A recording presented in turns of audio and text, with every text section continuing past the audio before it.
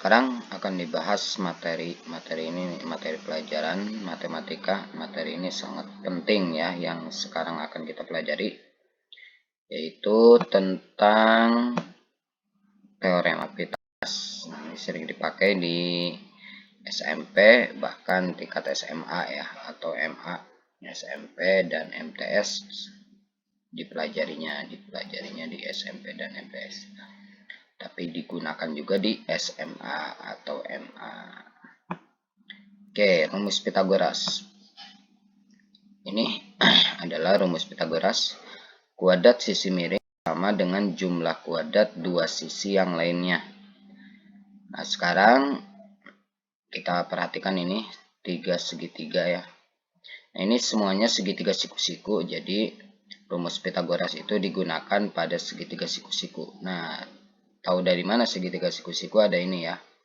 Ada sudut siku-siku. Jadi segitiga siku-siku itu segitiga yang salah satu sudutnya siku-siku.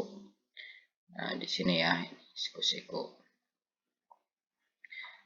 Nah, kemudian pertama kita harus mengenal dulu sisi miring. Sisi miring adalah sisi yang berhadapan dengan sudut siku-siku. Ini kan sudut siku-sikunya, berarti sisi miringnya adalah ini, E. Di sini ya, yang ini nih. Ini adalah sisi miring. Jadi sisi E adalah sisi miring. Kemudian ini mana sisi miringnya? Apakah C, AB, apa A? Tentu saja adalah C, karena C berhadapan dengan sudut siku-siku. Jadi C-nya adalah sisi miring. Yang ini sisi miringnya tentu saja adalah M, karena M berhadapan dengan sudut siku-siku. Itu ya, pertama mengenal tentang sisi miring. Kemudian sisi yang lainnya ya berarti bukan sisi miring ya, dikatakan bukan sisi miring. Nah, sekarang kalau kita lihat rumus Pythagoras, pertama kuadrat sisi miring. Nah, kita lihat segitiga yang pertama dulu. Ini kan sisi miring dikuadratkan ya. Kuadrat sisi miring itu berarti sisi miring dikuadratkan atau E kuadrat. Sama dengan jumlah kuadrat dua sisi yang lainnya. Nah, dua sisi yang lainnya adalah F dengan G. Di jumlah itu ditambah berarti ya. Jadi ditambahkan. Mana ditambahkan? Kuadrat dua sisi yang lainnya. Dua sisi yang lainnya F dengan G tapi dikuadratkan. Masing-masing dikuadratkan. Jadi F kuadrat tambah G kuadrat. Nah, ini adalah rumus Pythagorasnya untuk segitiga yang ini ya.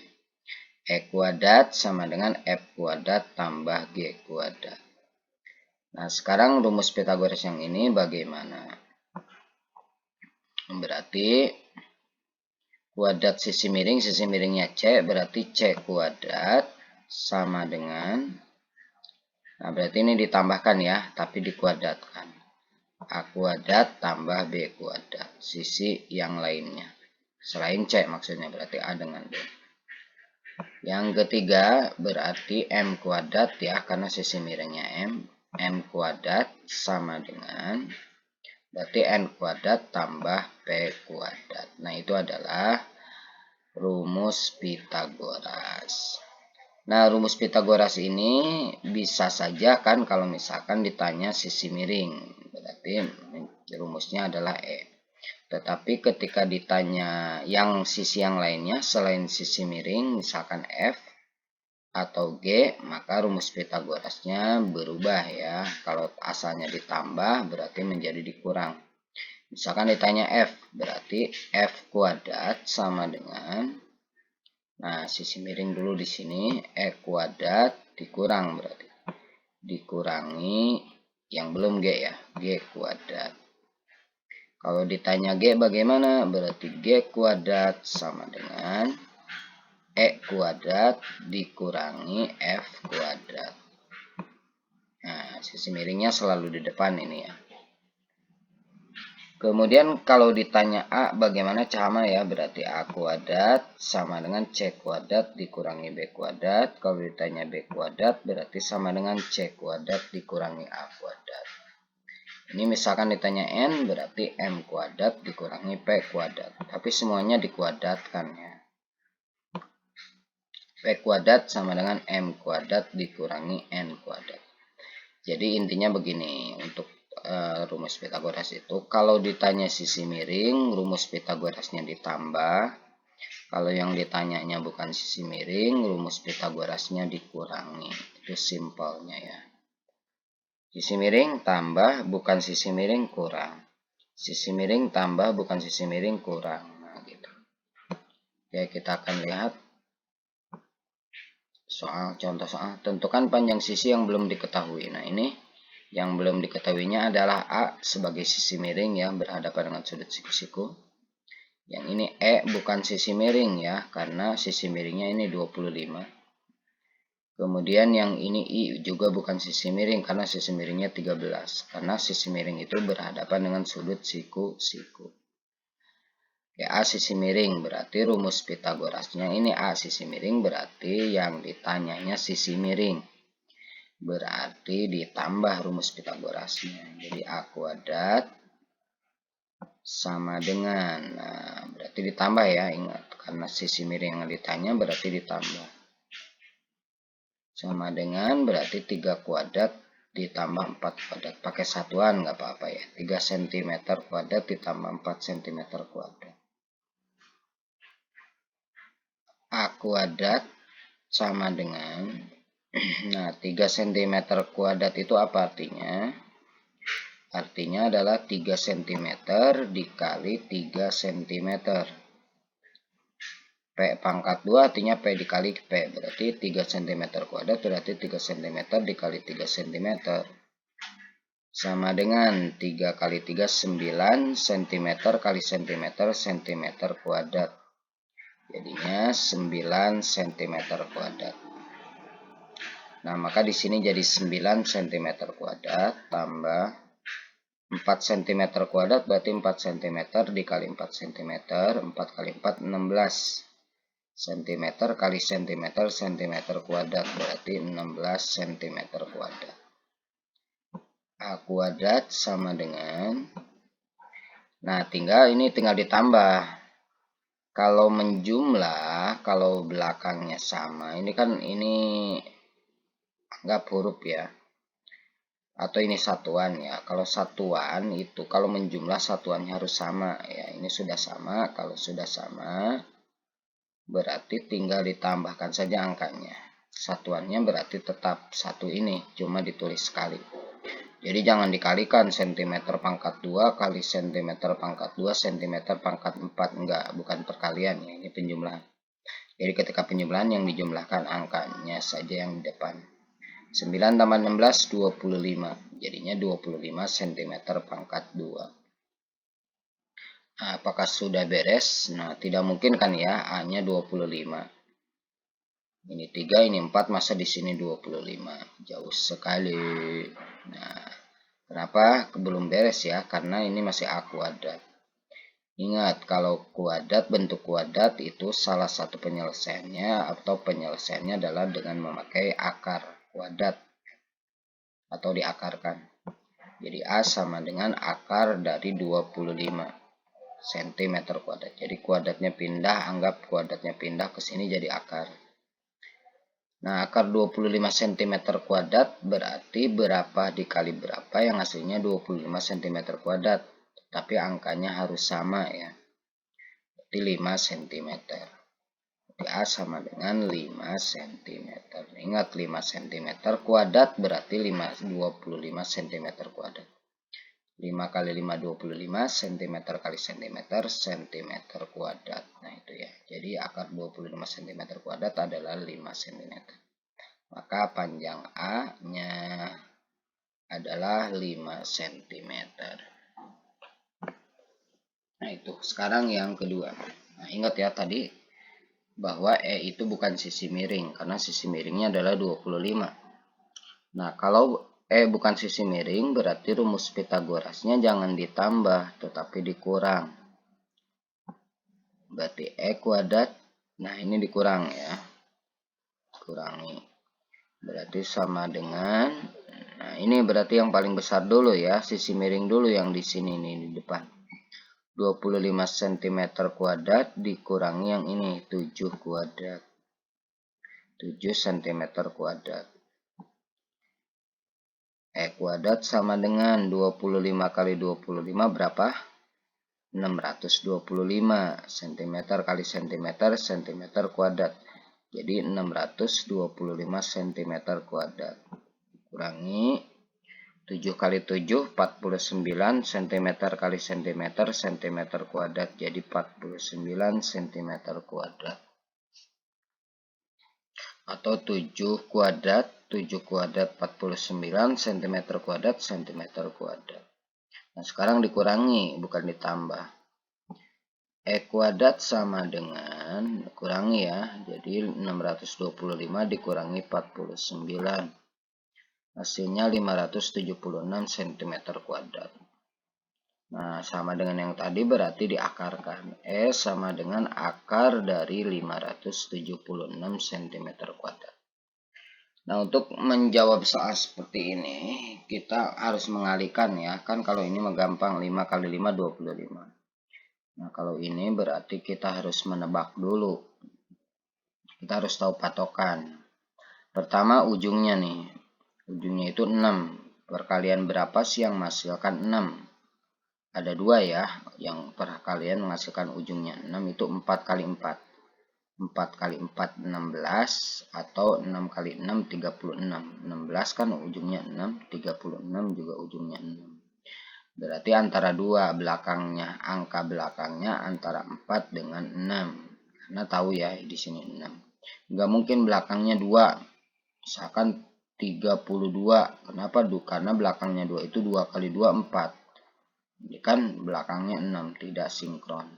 Jadi belakangnya antara 4 dengan 6. Jadi kalau mau menjawab, misalkan kalau mau menebak berarti antara misalkan 14, 16, 24, 26, 34, 36 gitu ya. Nah, kemudian kita lihat nih, kalau misalkan 30 lah, 30 ke atas, 3 kali 3, 9. 30 kali 30, 900. Nah, jadi tidak mungkin ya, tidak mungkin di atas 30. Berarti pasti di bawah 30. Berarti antara 24 dengan 26. Tidak mungkin juga di bawah 20, karena 20 kali 20, 400 ya. 20 kali 20 400, ini 576. Jadi ada di antara 24 dengan 26. Ya udah, kalikan saja, coba kalikan. Nah, 24 kali 24 berapa? Kemudian 20. Kalau misalkan udah jawabannya benar ya udah berarti itu. Kalau tidak, kalau salah ya berarti jawabannya 26. Oke, yang benar adalah sama dengan 24 cm. Nah, atau misalkan ini kan gini nih. Sisi miring itu sisi yang terpanjang ya. Sisi yang terpanjang nih. 3, 4, 5. Ini 25 udah paling panjang ya. Udah paling tinggi. Jadi di sini tidak mungkin 26 ya. Berarti pasti di bawah 26. Berarti ya kemungkinannya pasti 24. Nah, bisa juga ditebak seperti itu ya. Tapi ingat harus tahu ujungnya juga ya. Harus tahu ujung. Untuk angka-angka yang besar. Kalau angka-angka yang kecil itu harus hafal ini. Kemudian yang II juga bukan sisi miring. Kalau bukan sisi miring, rumus Pitagorasnya dikurangi. Nah, I kuadrat sama dengan, berarti dikurang ya, dikurang 13 kuadrat dikurangi 12 kuadrat. Sisi miring di depan, kemudian angka yang lainnya di belakang. 13 cm, 13 kali 13 atau 13 kuadrat, 13 kali 13, 169. Jadi kuadrat sama dengan 169 cm kuadrat. Dikurangi 12 kali 12, 144 cm kuadrat. Tinggal dikurangi. I kuadrat sama dengan ini 9 dikurangi 45, 6 dikurangi 4, 2. Jadi 25 cm kuadrat. Nah, I sama dengan akar dari 25 cm kuadrat. Sama dengan ini ya. Jadi I sama dengan 25 5 cm.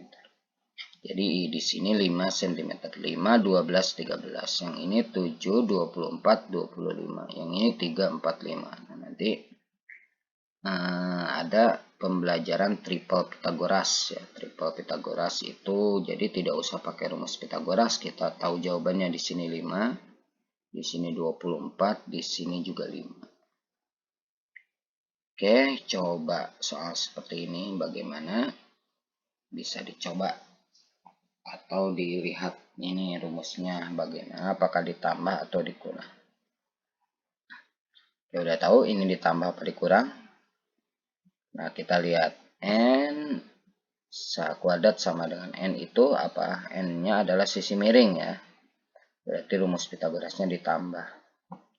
N sisi miring berarti rumus Pitagorasnya ditambah. Tambah berarti 8 kuadrat ditambah 15 kuadrat atau 8 cm kuadrat ditambah 15 cm kuadrat.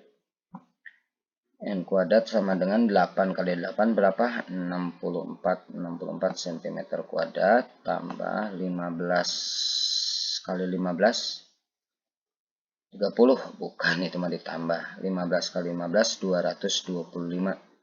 Jadi 225 cm kuadrat. N kuadrat sama dengan ditambahkan 64 tambah 225 289 cm kuadrat.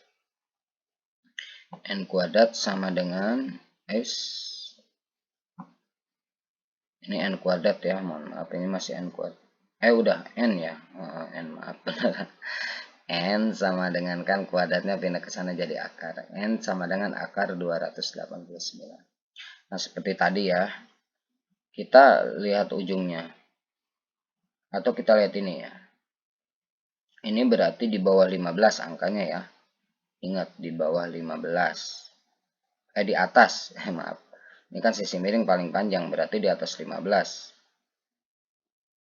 Nah, sekarang kita lihat ini.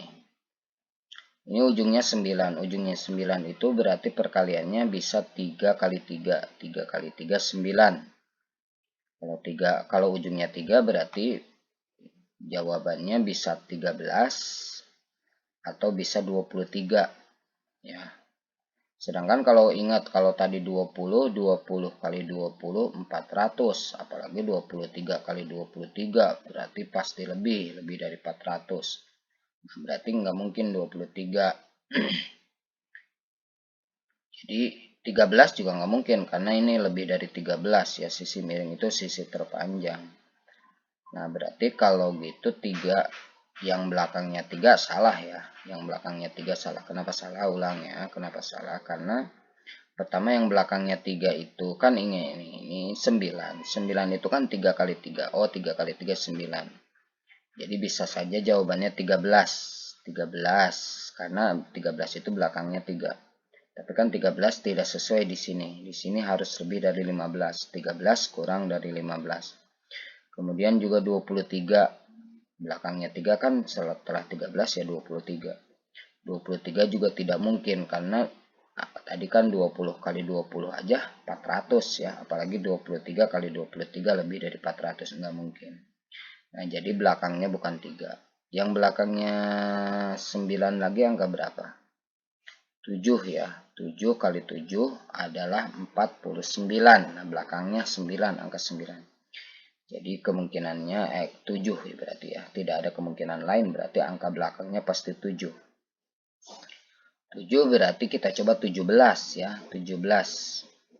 Setelah 15, nah 17 lebih dari 15 berarti bisa 17. Selain 17, 27 juga nggak mungkin ya. Tadi aja 23 lebih, apalagi 27 ya. Berarti jawabannya pasti 17.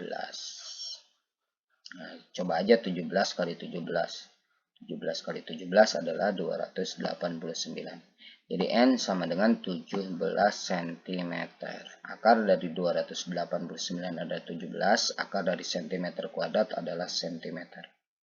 Ingat, 17 kali 17 adalah 289. Jadi untuk menebak soal seperti ini,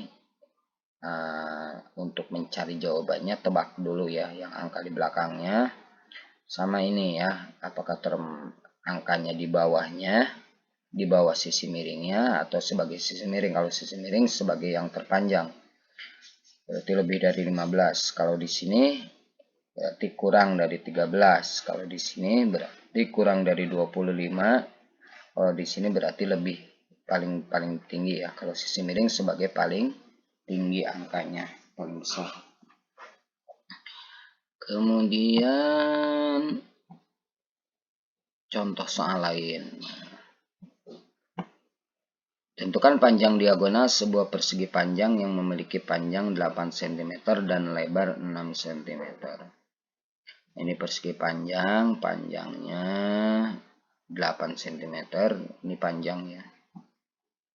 Lebarnya 6 cm. Nah, ini di sini.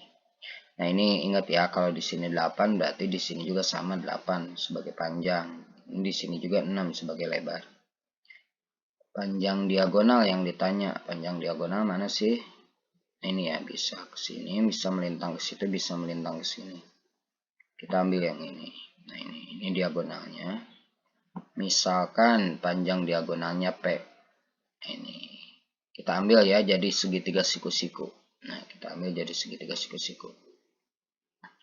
Ingat di atas ini 8 karena sama dengan yang di bawah, 8 cm, ini 6 cm, ini P. Nah, ini segitiga siku-siku ya, walaupun tidak ada simbol siku-sikunya, tapi di sini siku-siku. Karena sifat dari persegi panjang adalah keempat sudutnya sudut siku-siku. Jadi di sini sudut siku-siku nih. Itu 2, 3, 4. Nah, berarti di sini siku-siku. Nah, berarti P-nya sebagai sisi miring. Kalau siku-siku ya, P sebagai sisi miring berarti rumus Pitagorasnya ditambah. Jadi P kuadrat ditambah ya. Mana yang ditambah? Tentu saja ini, angka ini. P kuadrat sama dengan 6 cm kuadrat tambah 8 cm kuadrat. P kuadrat sama dengan 6 kali 6, 36 cm kali cm kuadrat. Jadi 36 cm kuadrat ditambah 8 kali 8, 64 cm kuadrat. 36 tambah 64, 90, bukan 100. Jadi P kuadrat sama dengan 100 cm kuadrat. Tinggal diakarkan ya. P sama dengan akar dari 100 cm kuadrat. Berapa? 10. 10 kali 10, 100. Jadi P sama dengan 10 cm. Nah, berarti yang ditanya panjang diagonal, maka panjang diagonal persegi panjang tersebut adalah 10 cm. Soal yang kedua, tentukan panjang sisi sebuah belah ketupat yang memiliki diagonal 8 cm dan 12 cm. Kita gambar dulu ya, seperti tadi ini kan nggak ada gambarnya digambar. Ini juga nggak ada gambarnya kita gambar. Nah, ini diagonal itu yang ini ya, yang 1, 2. Misalkan yang 8 cm berarti yang ini, yang pendek ya, kita anggap yang pendek ini berarti terbagi 2. 4 cm dengan 4 cm. 4 cm dari sini sampai tengah, dari tengah sampai sini juga 4. 4 tambah 4, 8. Kemudian yang melintang dari atas ke bawah 12 berarti 6 dengan 6 ya. 6 cm, 6 cm. Nah, panjang sisi itu yang mana? Panjang sisi itu yang ini ya. Ini salah satu aja. 1, bisa 2, bisa ketiga, bisa yang keempat. Yang pilih aja salah satu. Misalkan yang ini ya, kita ambil yang ini. Nah, berarti sisi ini. Sama ya kalau sisi ini misalkan 10, ini juga 10, ini juga 10, ini juga 10. Oke, sekarang kita lihat ini yang ditanyanya. Ini sisi miring ya, karena dia berhadapan dengan sudut siku-siku. Nggak ada tanda siku-sikunya, nggak apa-apa. Karena di sini adalah di belah ketupat itu, diagonal itu ketika berpotongan dia siku-siku. Jadi siku-siku di sini tidak pakai simbol, tetapi ada siku-siku, sudut siku-siku di situ. Misalkan panjang sisinya adalah S, jadi misalkan S ini ya. Berarti rumus Pitagorasnya sama ditambah ya. S kuadrat sama dengan tambah berarti ya, tambah karena yang ditanya sisi miring. Sama dengan 6 cm kuadrat tambah 4 cm kuadrat. S kuadrat sama dengan 6 kali 6, 36. Tambah 4 kali 4, 16. Jadi 16 cm kuadrat. 36 tambah 16, tentu saja 52. 52. 52 cm kuadrat. S sama dengan akar dari 52 cm kuadrat. Nah, akar 52, koma ya, karena akar yang ada kan 49 yang bilangan bulat. 49 itu 7. Kemudian ada juga 64. 64 itu 8. Nah, ini antara 7 dengan 8, jadi 7 koma ya. 7 koma sekian. Kalau pakai koma, kalau pakai desimal, tetapi biasanya disederhanakan. Jadi S-nya berarti sama dengan akar berapa dikali akar berapa. Nah, akar 4 dikali akar 13. Ingat ya, salah satu angkanya di depan sini harus bisa diakarkan. Akar 4 kan ada 2. Jadi S sama dengan 2 kali akar 13. Jadi 2 akar 13. Sentimeternya sudah keluar dari akar jadi sentimeter ya. Seperti ini nih. Sentimeter kuadrat dalam akar ketika keluar jadi sentimeter. Karena sentimeter kali sentimeter, sentimeter kuadrat. Jadi akar dari sentimeter kuadrat, sentimeter. Jadi akar dari sentimeter kuadrat, sentimeter. Kalau ini akar 13 masih tetap akar 13. Kalau ini akar 4 adalah 2. Nah, jadi dalam bentuk akar-akar ya. Panjang sisi belah ketupat tersebut adalah 2 akar 13 cm. Itu saja yang dibahas di channel Madi Bahtiar. Terima kasih atas perhatiannya. Mudah-mudahan bisa dipahami. Akhirul kalam. Assalamualaikum warahmatullahi wabarakatuh.